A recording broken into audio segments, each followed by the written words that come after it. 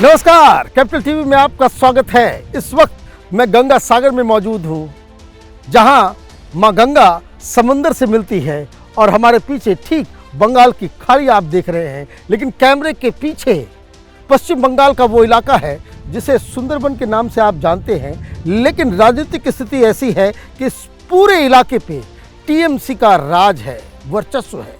कोई भी दूसरी पार्टी इस पूरे सुंदरबन के जो तमाम कंस्टिट्यूंसीज हैं उसमें एक भी सीट नहीं जीत पाती।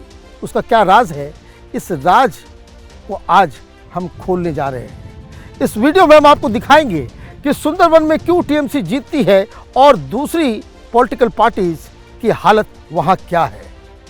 सबसे बड़ी बात, ये वो इलाका है जो मीडिया के कैमरों से बिल्कुल ओझल है। रिपोर्टर्स नहीं आते, ग्राउंड रिपोर्टिंग इस इलाके की नहीं होती, क्योंकि ये पूरा का पूरा इलाका द्वीप से भरा हुआ है। सड़कें नहीं हैं, नाव से जाना होता है। तो हमने सोचा कि पश्चिम बंगाल का वो इलाका जहां टीएमसी का पूरा वर्चस्व है, उसकी राजनीतिक हकीकत क्या है। क्या इस बार फिर से लोग ममता बनर्जी को आशीर्वाद देने वाले हैं या फिर यहां कोई परिवर्तन की बयार बह रही है। तो इसी को जानने और समझने के लिए हम आपको सुंदरबन के तमाम कंस्टिट्यूंसीज में लेके चलते हैं।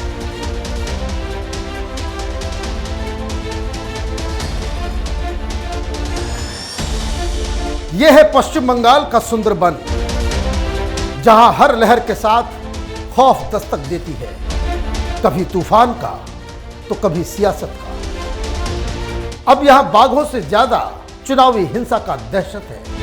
सुंदरबन इलाके में 7 विधानसभा सीटें हैं। हर तरफ गरीबी नजर आती है, कच्ची गलियां, कच्चे मकान, एक कपड़े में लिपटी हुई मां बेटियां आज भी धुएं से जूझती दिखाई देती हैं। गांव की सड़कें तो बदहाल है, कस्बों से जोड़ने वाले रोड्स भी बेहाल है। टूटती उम्मीदों के बीच आम आदमी हर मोर्चे पे लड़ रहा है। हम लोगों को काम चाहिए, यहाँ पे हम लोगों को काम चाहिए। यहाँ पर हम लोग को यहाँ रह के, मेरे माँ बाप के साथ रह के, मेरे परिवार के साथ रह के हम लोगों को यहाँ का कमाना है, यहाँ पे ही हमको खर्च करना है। ऐसा एक मुद्दा है पश्चिम बंगाल में। और एक जो मुद्दा है यहाँ का, ये जो डेमोग्राफी का चेंज हो रहा है, ये हम लोग बॉर्डर एरिया में रहते हैं। बांग्लादेश यहाँ से 50-60 किलोमीटर दूर है, तो यहाँ पे जबरदस्ती घुसा रहा है बांग्लादेशी मुसलमानों को। किसानों की हालत भी खराब है। इसके लिए जिम्मेदार कोई और नहीं, सरकार से ज्यादा ताकतवर एक पैरेलल सिस्टम है यहां, जिसे सिंडिकेट कहा जाता है। यहाँ का काम नहीं है, यहाँ गुंडागर्दी बहुत चलता है। यहाँ का हर जो काम के क्षेत्र है वहाँ तृणमूल के राज चल रहा है, तृणमूल के सिंडिकेट राज चल रहा है। यहाँ का पान के दाम है 1 रुपया, क्या आसाम के पान है 10 रुपया। ये 9 रुपया कहाँ जा रहा है? 9 रुपया ये टीएमसी नेता को पास जा रहे हैं। ये सिंडिकेट चलाया है। ये कृषक का जो कृषक है ना, वो कृषक के पैसा नहीं मिलता है, ये टीएमसी नेता भी लेते हैं। इसलिए गरीब कृषक जो काम कर रहे हैं मूल्य नहीं मिलता है, उसको मूल्य नहीं मिलता है। इसलिए यहाँ पर किसी का डेवलप नहीं हुआ। सुंदरबन में सड़कें और पुल की कमी है।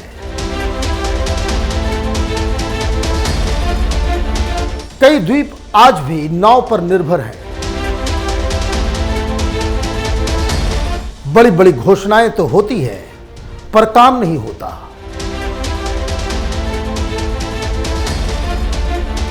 हॉस्पिटल है लेकिन डॉक्टर नहीं है। स्कूल है पर टीचर नहीं है। दफ्तर है मगर कर्मचारी नहीं है। हैरानी की बात यह है कि इस बद इंतजामी का चुनाव नतीजों पर कोई फर्क नहीं पड़ता। 2021 विधानसभा चुनाव में सुंदरबन की हर सीट टीएमसी जीत जाती है और वोट शेयर 50% से भी ज्यादा। जीत का अंतर 20 से 50 हजार वोट। सवाल यह है कि यह चमत्कार होता कैसे है। वोट देना ही नहीं, जाना नहीं देते। जब वोट डालने जाता है आदमी, वो घर में रोक देता है, तुम्हारा वोट हो गया, मारता है, काटता है, थाना वाला अरेस्ट करके ले जाता है। यही हाल है बंगाल का। वोट देने नहीं देता, नहीं, कौन रोकता है? वोट टीएमसी वालों ने खुद ही दे देता है सबका। वो छप्पा मार देता है, गांव वाले सब अपने अपने घर में रहता है, वो देखो वोट हो गया। तो ये जो सीआरपीएफ वगैरह जो लगती है वो क्या करती है? तो क्या करेगा, वो तो पुलिस का अंडर रहता है। हम लोगों का मांग है केंद्र सरकार सीआरपीएफ हो या आर्मी दे, लेकिन खुद का ही पुलिस का अंडर मत रखिए। वो तो पुलिस वालों का अंडर रहता है, पुलिस वाला ये दिखाता है उधर जहाँ वोट होता है उल्टा रास्ता दिखा देता है उन लोगों आर्मी लोगों को, वो समुद्र का किनारे घूमता है। जब वोट देने से पहले घर जलने का डर हो, जब चुनाव लड़ने से पहले जिंदा रहने की चिंता हो, तो समस्या गंभीर है। लोगों का कहना है अगर आप टीएमसी समर्थक नहीं हैं तो सरकारी मदद आपके लिए नहीं है। फिर भी टीएमसी एक तरफा जीतती है। आम लोग खुलकर बोलना नहीं चाहते, कैमरा देखते सहम जाते हैं, अंदर गुस्सा है लेकिन खामोश है। একটা সাইলেন্স মেজরিটি গোসাবাতে বেশিরভাগ মানুষ চুপচাপ এবং এদের যে দাদাগিরি গুন্ডাগিরির জন্য তারা মুখ খুলছে না, কিন্তু মুখ না খুললেও তারা কিন্তু ভেতরে ভেতরে শানিত তৈরি যে আর যাই হোক এই 14.5 বছর থেকে 15 বছরের সরকার যা ভারতবর্ষের একটা অঙ্গরাজ্য হিসেবে মানুষের উপরে যন্ত্রণা নামিয়ে এনেছে, এরা একটা অভিশাপ। कि ममता बनर्जी चुनाव जीतने का क्या है, माने क्या कारण है कि वो चुनाव जीत जाती है? आप कह रहे हैं कि जनगण जो है उसके साथ नहीं है, लेकिन फिर भी वो चुनाव कैसे जीत जाती है? मेनली वो ভায়োলেন্স ক্রিয়েট कर रहा है ইলেকশন টাইমে। উনি ভাবছেন যে এরা ভোট দেবে, অতএব এদেরকে মানে বলে দেওয়া আছে সমস্ত লিডারশিপ কোয়ালিটি যারা রয়েছে তাদেরকে বাড়ি থেকে হুমকি দেয়, তালাও বন্ধ করা থাকে, বাড়িতে থাকতে পারে না, ফলে অনেকে বুথেও যেতে পারেন না, বুথ রিগিং হয় এবং সেইটার ফলে যারা প্রকৃত ভোটার তারা ভোট দিতে পারেন না। এইবার প্রায় বলা যায় 12টা থেকে বা 1টা থেকে 3টে 3:30 পর্যন্ত দরজা বন্ধ করে ছাপ্পা হয়। যারা প্রিসাইডিং অফিসার থাকেন তারা বাইরের থেকে আসেন, তাদের কিচ্ছু করার থাকে না, তাদেরকে সন্ধ্যেবেলা থেকে তাদেরকে ম্যানেজ করে নেওয়া হয়। যারা সেন্ট্রাল ফোর্স থাকে তাদেরকেও ম্যানেজ করে নেওয়া হয়। सुंदरबन में चुनावी राजनीति की एक और कहानी है। पिछले 2018 पंचायत चुनाव 34% सीटों पर विपक्ष उम्मीदवार ही नहीं उतार पाया।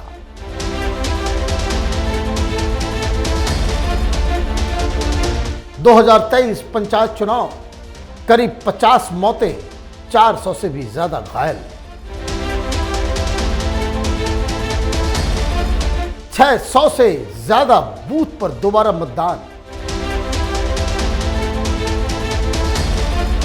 2021 चुनाव के बाद इस इलाके में भी हिंसा हुई। चुन चुन कर विपक्षी नेताओं को टारगेट किया गया।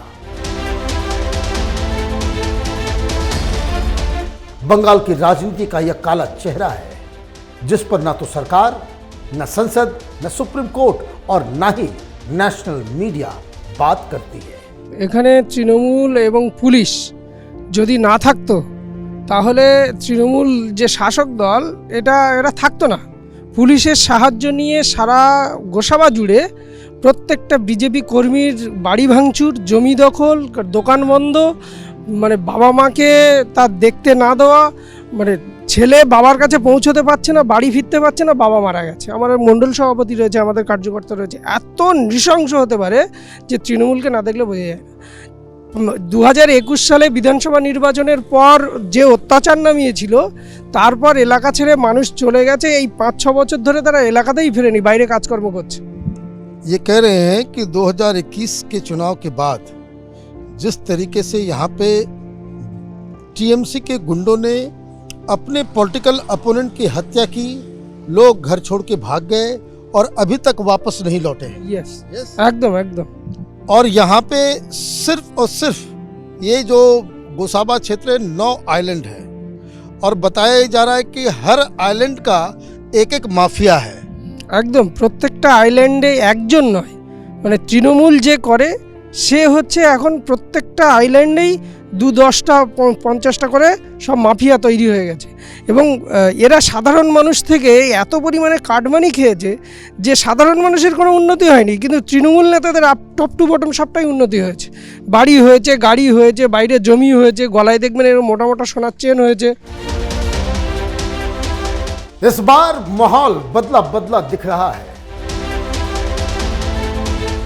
सेंट्रल फोर्स की तैनाती की वजह से किसी की मौत की खबर अभी तक नहीं आई है,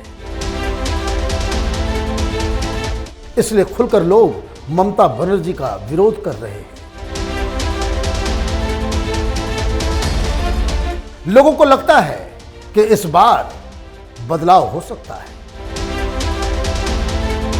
इसकी सबसे बड़ी वजह एसआईआर को मान रहे हैं, जिसने चुनाव से पहले बंगाल की सियासत में बारूद भर दिया है। वो मर जाने के बाद 20 साल 30 साल वो भी जिंदा है, वोट देने आता है, वोट देने के बाद उनको पता ही नहीं चलता है। मतलब भूत वोट देने आते हैं। हाँ, वोट देने आता है, इसलिए ममता बनर्जी जीत जाते हैं। और जो काउंटर है ना, काउंटिंग जो प्रोसेस चल रहा है यहाँ पे, जो काउंटिंग एजेंट होता है वो देखा, ममता बनर्जी को जो टीम है वो देखता है कौन हमारा साथ सपोर्ट किया, कौन टीएमसी के पास है, उस टीएमसी का जो टीचर है उनके जो पसंद करता है वही लोग काउंटिंग में जाता है और वहाँ पे काउंटिंग में गड़बड़ होता है। यहाँ पे जो वोट इस बार तो जो बात चला गया और भी जाएगा, उसके बाद फेक वोटर नहीं लगेगा वोटर लिस्ट में तो वोट डालने नहीं पाएगा। इस बार काउंटिंग अच्छा हो जाएगा तो ये सरकार चल जाएगा, तो कोई बात नहीं है। ममता एसआईआर का विरोध कर रही हैं। उनका आरोप है कि उनके वोटर्स को चुन चुन कर हटाने की साजिश है।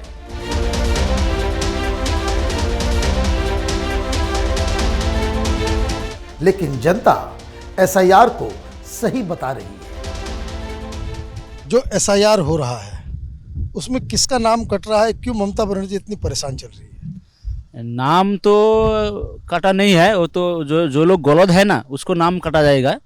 तो ममता बनर्जी इसीलिए तो एक नैरेटिव खड़ा किया जाए ना, जे सेंट्रल गवर्नमेंट उसको नाम जोरपूर्वक कर दिया जाएगा। तो लेकिन वो जोरपूर्वक नहीं है, वो जो भुआ वोटर है ना, वो भुआ वोटर का सब भरा गया है, वोटर लिस्ट का है। वो भुआ वोटर उनका एसेट है, वो वोट डालने के लिए वो पैसी जो है ना वो लगाता है, उसके लिए वोट डाल दिया जाए वहाँ पे। मतलब फेक वोटर्स ज्यादा है। फेक वोटर ज़्यादा है, वही फेक वोटर के नाम काट जाएगा। ओरिजिनल असली वोटर के नाम कोई काट नहीं जाएगा। असली वोटर का नाम नहीं कट रहा है, लेकिन फेक का कट रहा है। फेक का काट रहे हैं। सुंदरबन का इलाका बांग्लादेश से सटा है, इसलिए बांग्लादेशी घुसपैठ और मुस्लिम अपीजमेंट का मुद्दा भी बड़ा है। बीजेपी इससे ममता बनर्जी की सियासी घेराबंदी कर रही है, तो वहीं ममता इसे सियासी प्रोपेगेंडा, बंगाल को बदनाम करने की साजिश बता रही है। हकीकत यह है कि सीमा, सुरक्षा और सियासत तीनों के बीच फंसा है बंगाल का सच। রাজ্যের পুলিশ প্রশাসন, রাজ্যের শাসন সমস্তটা জেহাদি শক্তির হাতে চলে গিয়েছে। পশ্চিমবাংলার জেহাদি শক্তিদের হাতে, পশ্চিমবাংলার মৌলবাদী শক্তিদের হাতে পুলিশ প্রশাসন চলছে। রাজ্যে কোনো আইন শৃঙ্খলা নেই, তৃণমূলের শাসন চলছে। তৃণমূলী শাসন, গুন্ডা রাজ শাসন এবং জেহাদি শক্তির শাসন চলছে। তাই এই কাকদ্বীপের বুকে সূর্যনগর বলে এক গ্রাম পঞ্চায়েত, সেই সূর্যনগর গ্রাম পঞ্চায়েতে মা কালীর মুন্ডু ছেদন করে দেওয়া হয়েছে, মা কালীর মূর্তি ভেঙে দেওয়া হয়েছে। এই কাকদ্বীপের বুকে কাকদ্বীপ কোর্টের একজন অ্যাডভোকেট, মহিলা অ্যাডভোকেট, তাকে রেপ করে মেরে দেওয়া হয়েছে। এই কাকদ্বীপের বুকে বহু মহিলাকে যে লাভ জেহাদের শিকার করে নেওয়া হয়েছে। লাভ জেহাদের শিকার হয়ে বহু মহিলাকে ধর্মান্তরিত করে নেওয়ার ষড়যন্ত্র করেছে ওই জেহাদি শক্তি, আর এই পুলিশ প্রশাসন কিছুই করতে পারেনি। सवाल ये नहीं कि बंगाल में कौन सी पार्टी सत्ता में है,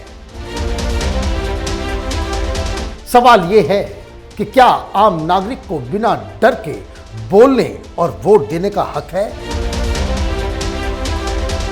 अच्छी बात यह है कि चुनाव आयोग ने इस बार इस काले सच को चिन्हित किया है और इससे निपटने के उपाय भी कर रही है। नंबर 1 से हमने अपनी यात्रा शुरू की थी और आज शाम ढलने को है।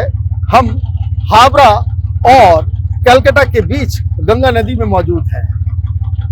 सुंदरबन के इलाकों में हमने हर उन कंस्टिट्यूंसीज का दौरा किया जहां के बारे में यह खबर आ रही थी कि जहां बांग्लादेशियों का, लॉ एंड ऑर्डर का और SIR को लेकर के जो ज्वलंत मुद्दे थे उसके बारे में डिटेल जानने की हमने कोशिश की।